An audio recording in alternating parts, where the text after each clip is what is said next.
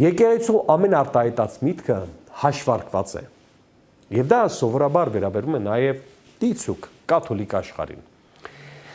Հայ եկեղեցին իր ավանդով, ավանդույթներով, արժեքային համակարգով, բարոյագիտությամբ, փորձով, փորձություններով, կազմակերպչական կառուցվածքով, գործունեության ցանցային մոդելով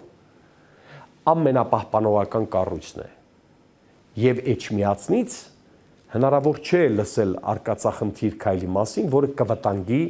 հայի եւ Հայաստանի շահերը կամ անվտանգությունը։ Տեսեք, եկեղեցին մեծ հաշվով որպես ինստիտուտ ընդունված է համարել, որ չի սխալվում, իսկ եկեղեցականները իհարկե։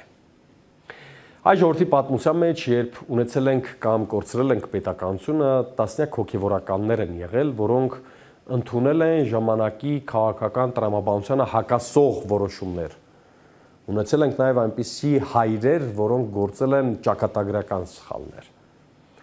Յուրաքանչյուր հասուն մարդու համար հասկանալի է, որ հոգևորականը նույնպես կարող է սխալվել,